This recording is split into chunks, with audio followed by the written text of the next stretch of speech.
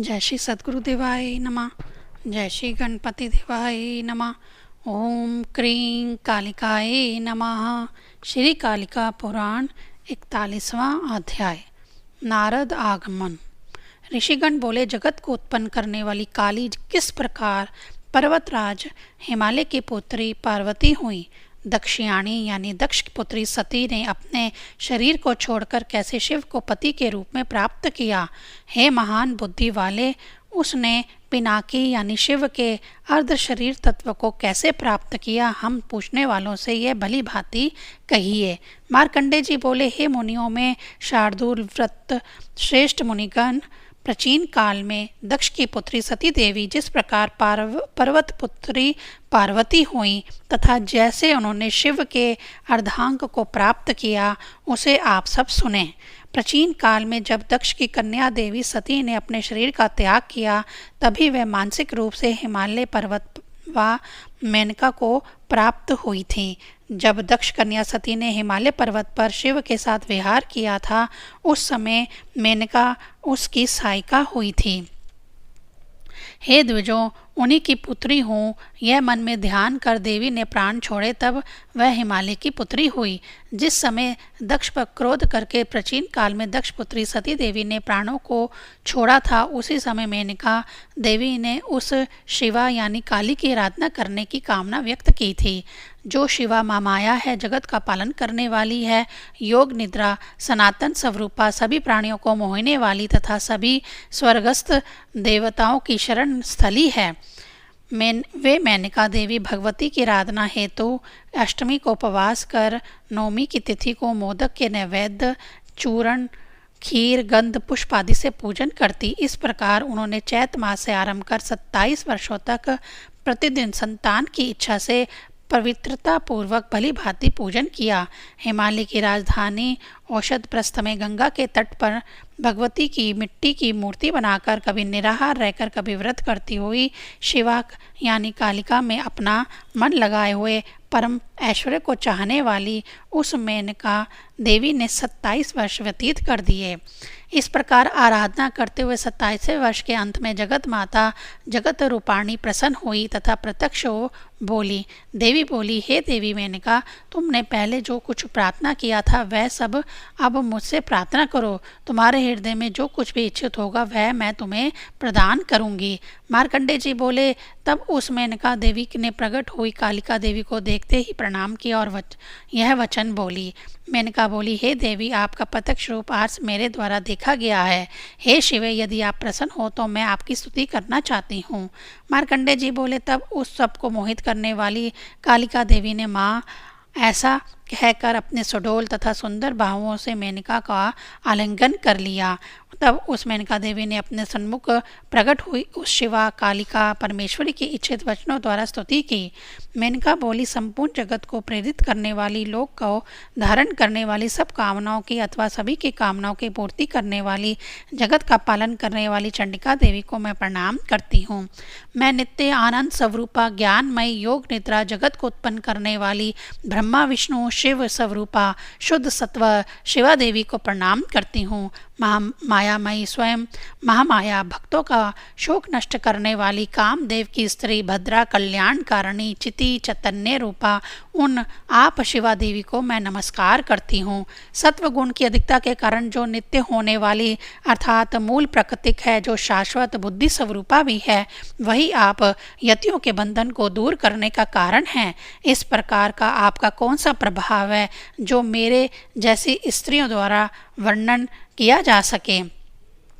जो साम मंत्रों द्वारा अर्चा उक्ति तथा सिद्धि यजुर्वेदों के छंदों की दीर्घ रूपा वृत्ति अथर्ववेद में वर्णित बलि आदिगत हिंसा है, वह आप ही हो, अर्थात स्तुति यज्ञ और बलिदान तीनों आप ही हो।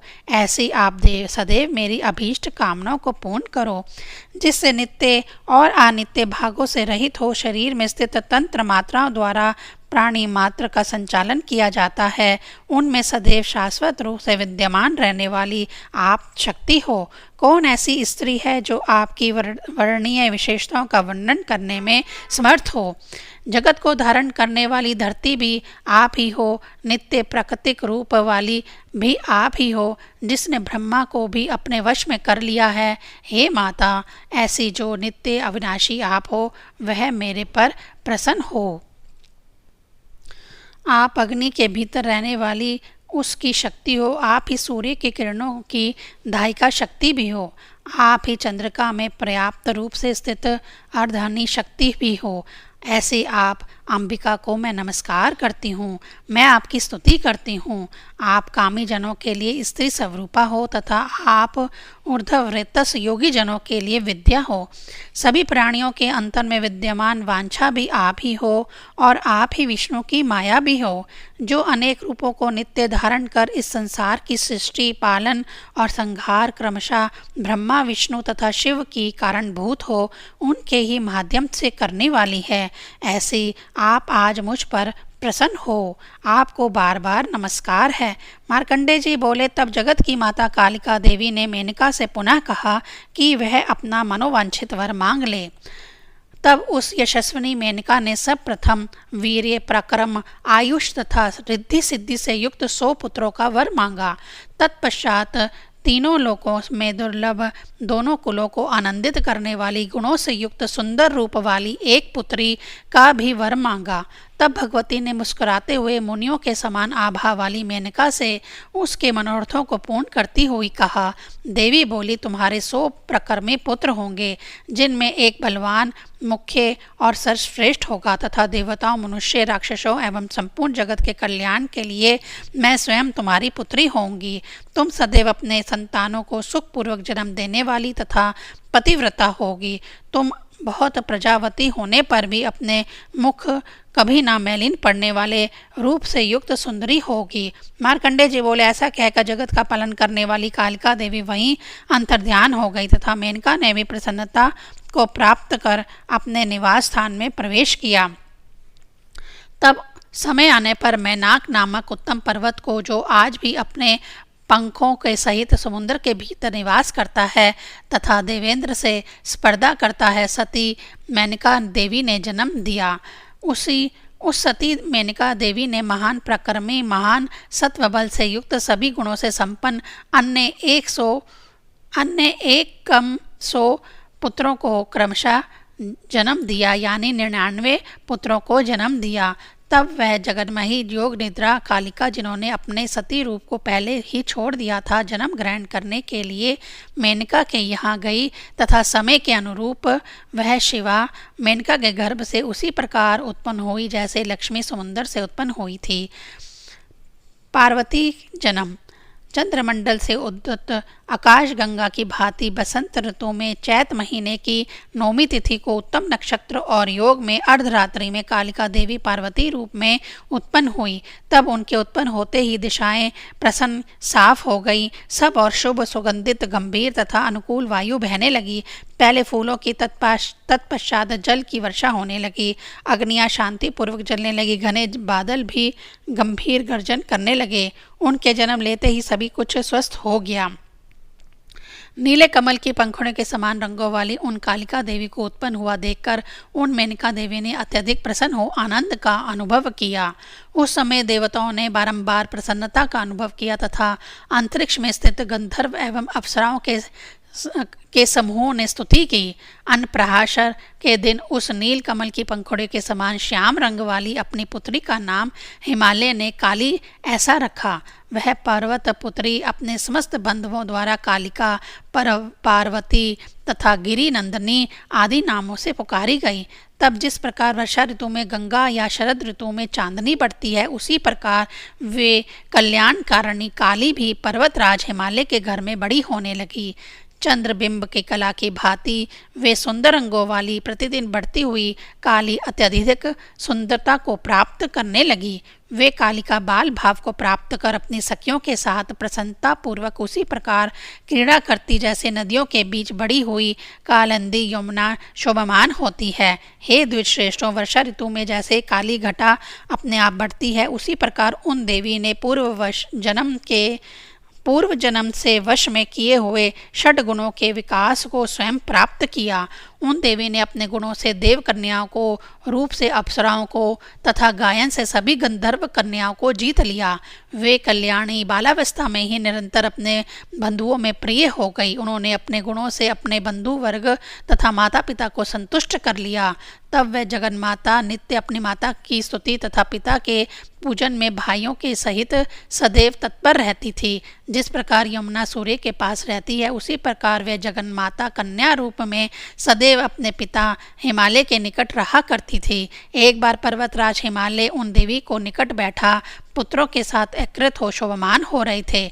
उसी समय देवलोक से वहां नारद मुनि अत्यधिक कौतुकवश आए और उन्होंने पुत्रों के साथ सुखपूर्वक बैठे हुए हिमालय को देखा। उस समय सूर्य के निकट काली घटा की भांति एवं शरद ऋतु की रात्रि में भली प्रकार बढ़ी हुई चांदनी की भांति उन्होंने हिमालय के निकट काली को देखा। नारद मुनि ने हिमालय पर्वत द्वारा पूजित होने के पश्चात आसन ग्रहण किया तथा सबसे पहले पर्वतराज का समाचार पूछा। तब समाचार जानने के पश्चात वाक्य रचना में निपुण नारद मुनि ने उनकी प्रसन्नता को बढ़ाते हुए मेनका के प्रति यह वाक्य कहे। नारद बोले, हे पर्वतराज, तुम्हारी यह कन्या रुचिवश चंद्रमा की पहली कला की भांति बढ़ने वाली तथा सभी लक्षणों से युक्त है। वह यह सदाशिव के अनुकूल रहने वाली उनकी पत्नी होने वाली है। यह तपस्या करके उनके चित्त को वश में करेगी। वे भी इसे छोड़कर अन्य किसी से पत्नी के रूप में विवाह नहीं करेंगे। इन दोनों में जैसा प्रेम होगा वैसा कहीं दो प्राणियों में नहीं होगा। ना ऐसा प्रेम हुआ है, ना होगा, ना इस समय कोई है। इसके द्वारा देवताओं के बहुत से कार्य किए जाएंगे। हे पर्वतों में श्रेष्ठ, इसी से संयुक्त हो शिव अर्धनारीश्वर बनेंगे और इन दोनों में अमृत तद चंद्रमा एवं उसकी चांदनी की भांति परस्पर सौहार्द होगा। यह तपस्या से शिव को संतुष्ट कर सुवर्ण के समान गोरी, सुवर्ण के समान आभा वाली होकर शिव के शरीर के आधे भाग को अपना आश्रय बनावेगी। तब तुम्हारी ये काली नमना पुत्री विद्युत के समान गौर वर्णा हो जाएगी। तत्पश्चात ये गौरी नाम से भी प्रसिद्धि को प्राप्त करेगी। तुम इसे किसी अन्य को देने का मन मत बनाना। यह देवताओं की अपनी योजना है, इसे प्रकाशित नहीं करना। मार्कंडेय जी बोले, इस प्रकार देव ऋषि नारद के वचनों को सुनकर चतुर हिमवान ने उन मुनि के प्रति ये वचन कहे। हिमालय बोले, सुना जाता है कि महादेव इस समय नित्य आत्मा होकर गुप्त रूप से तपस्या कर रहे हैं। वे देवताओं के लिए भी आगोचर हैं। हे देवऋषि, वह जो ध्यान मार्ग में स्थित हो, अपने मन को परम ब्रह्म में अर्पित किए हुए हैं, अपने लक्ष्य से कैसे भ्रष्ट होंगे? मुझे इसमें महान संशय है। वह सभी स्थानों पर अपने अंतर में ही प्रदीप की कालिका के समान स्वयं प्रकाशमान अविनाशी परम ब्रह्म को देखा करते हैं, ना कि बाहर देखते हैं। हे द्विज, किन्नरों के मुख से ऐसा नित्य सुना गया है, उस प्रकार से अपने अंतः में ही आसक्त शिव कैसे भ्रमित किए जा सकेंगे? विशेष रूप से यह सुना जाता है कि प्राचीन काल में शिव ने दक्षिणायनी के साथ कोई अनुबंध किया था। वह मेरे द्वारा कहा जाता है, और उसे आप सुनिए। हे दक्षिणायनी, हे सती प्रिय, तुम्हारे बिना मैं किसी अन्य स्त्री को पत्नी के रूप में स्वीकार नहीं करूँगा। यह मैं तुमसे सत्य ही कह रहा हूँ। सती से उन शिव ने पहले ही ऐसा अनुबंध किया है, अब उसके मरने पर वह कैसे अन्य स्त्री को ग्रहण करेंगे? नारद बोले, हे गिरिराज, तुम्हारी कन्या तुम्हारे द्वारा चिंता करने योग्य नहीं है। ये शिव के लिए स्वयं सती ही उत्पन्न हुई है, इसमें कोई संशय नहीं है। मार्कंडेय जी बोले, ऐसा कहकर देवऋषि नारद ने जिस प्रकार सती मेनका के गर्भ से उत्पन्न हुई थी, वह सब हिमालय पर्वत से कह दिया। जब पहले का वह सब वृत्तांत हिमालय पर्वत ने नारद मुनि के मुख से अपने पुत्रों एवं पत्नी के सहित सुना, तब वह संशय रहित हो गए। तब काली नारद के मुख से उस कथा को सुनकर लज्जा से अधोमुखी हो गई तथा मुस्कान से उनके मुख फैल गए। तब हिमालय ने उन्हें हाथ से पकड़कर उनके मुख को ऊपर उठाया और उनके मस्तक को भली भांति सूंघकर अपने आसन पर बैठाया। तब नारद मुनि ने गिरिराज हिमालय और पुत्रों सहित माता मेनका को प्रसन्न करते हुए शैलपुत्री के प्रति पुनः कहा। नारद बोले, हे शैलराज, तुम्हारे सिंहासन से इसका क्या होगा? इसका आसन तो सदैव शिव के जांघों पर होगा। हे गिरि, शिव के जांघों को आसन प्राप्त कर तुम्हारी यह पुत्री अन्यंत्र किसी भी आसन पर संतोष नहीं प्राप्त करेगी। मार्कंडेय जी बोले, नारद मुनि शैलराज हिमालय से इस प्रकार के उदारतापूर्ण वचन कहकर देव मार्ग से स्वर्ग को चले गए। तब गिरिपति हिमालय भी चिंता, हर्ष और मोह से युक्त हो अपने पद्म गर्भ नामक निवास के अंदर प्रवेश किए। श्री कालिका पुराण में नारद आगमन संबंधी 41वां अध्याय संपूर्ण हुआ। ओम क्रीं कालिकाये नमः।